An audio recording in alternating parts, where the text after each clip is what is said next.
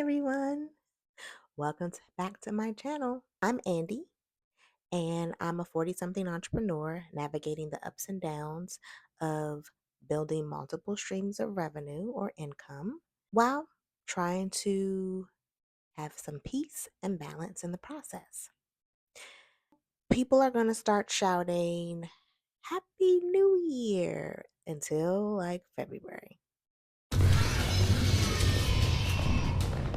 It's fine.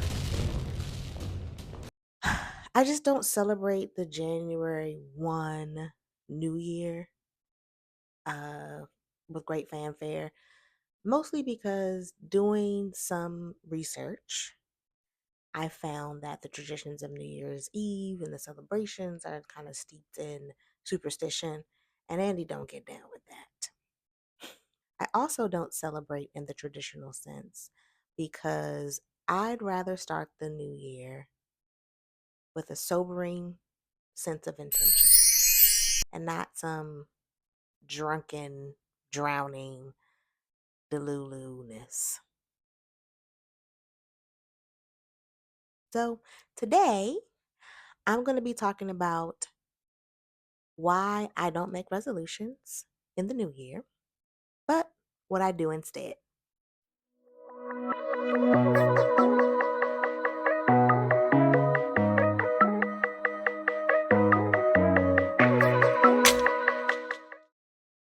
If you're someone who is looking for inspiration, real talk, practical tips on how to figure out what works best for you when it comes to hustling and living healthy, or creating a life you enjoy, just in general, then you're in the right place. Don't forget to hit the subscribe and join me every step of the way. So, there are a few reasons why I don't make resolutions. First of all, I find that they're often vague and unrealistic. Actually, if you look up the definition of resolution, the Oxford Language Dictionary defines it as a firm decision to do or not to do something. What is that? For example, a resolution is like, I'm not going to eat sweets. Come on, that's so vague. Can you eat fruit? How can you not? I don't know. So it's too broad. It doesn't give a clear idea of what you need to do to achieve it. So instead, I do this. I create a theme for the year. My theme for this year is consistently plotting for my peace. What does that even mean? Well, goals are like the proverbial elephant. They can be huge and daunting and stinky. Have you ever smelled an elephant? But you're trying to figure out how, this is going to get accomplished. So the best way to eat an elephant, as they say, is one spoonful at a time. That's right, everybody. Hope you said that with me. So when you think about that, you're like, and you're really an overthinker. Not saying that I am, but just in case someone else is, you might be like, so where on the elephant do I start? The feet, the trunk, the booty. How big is the spoon? Is it a tablespoon? Is it a teaspoon? Do I need seasoning? So even when you think about that analogy, it can be overwhelming. And that's the thing. Our brains can only be in plan mode and go mode. It can't be in plan mode and go mode at the same time. So think about the old video game Pac-Man. It was two goals. They chop and eat the little digital dots and the fruit, and you don't get the ghost to touch you. That sounds simple enough. But then you realize as you're playing the game, the faster you have to be faster and smarter than the ghost, and then you gotta have a strategy to get around the maze. So on paper, our goals look great, but it's the everyday plod that makes it hard. And I borrowed this word plod from a fellow YouTuber, Justin Resells. You can find his video here. So not only do I want to just set measurable goals, I want to make the goals so stinking easy that I don't freak out. And when I don't freak out, I start to make these tiny movements. And before you know it, I'm scarfing down that elephant. There's a book I'm gonna recommend off the good old shelf. One Step Can Change Your Life, the Kaizen Way. Kind of talks about setting those goals in small increments and why it's so important. The last part of my theme for my piece, inevitably, I'm going to be plodding along in my goals, and suddenly there's going to be some new endeavor, there's going to be some new opportunity.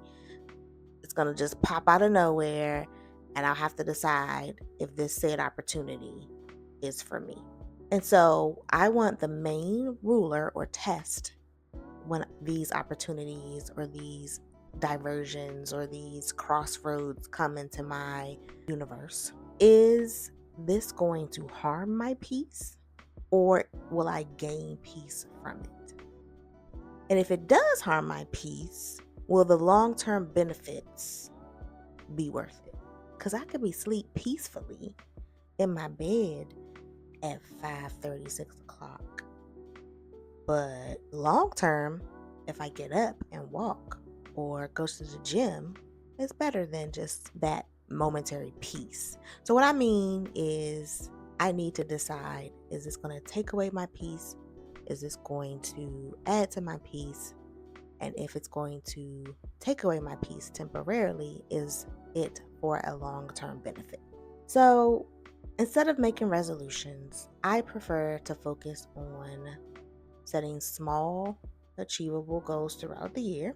I can try to make those goals bite-sized enough that they can sneak into my day, they can sneak into my week, and then they can add up monthly into accomplishments. This allows me to stay motivated and focused and avoid overwhelm. And over time, you can see these gains over month over month. So for instance, in my reselling business, they say that on eBay, the algorithm wants you to post on a regular basis. So you should set a daily goal of posting 2 to 5 things. Just the right. My goal is actually 3 to 5 things. The minimum, I want to post 3 things a day. The maximum, I want to post 5. And that is doable for me. In fact, I will post those 3 things, and then I will put the next 3 things, get it ready to go to get photographed, and put it on my table where I do my photographing. So and then I get into this little groove. So in conclusion, there you have it. Those are the reasons why I don't make resolutions in the new year. And I hope this video has been helpful, is giving you some food for thought. Let me know in the comments if you have a theme for the year. A lot of people have a word. That's fine. I think a theme is just a little bit more encompassing. And tell me what your theme is for 2025. Thanks for hanging out with me today. And remember, life is all about progress, not perfection. Until next time, keep hustling, keep juggling, and keep being your awesome self. Toodles!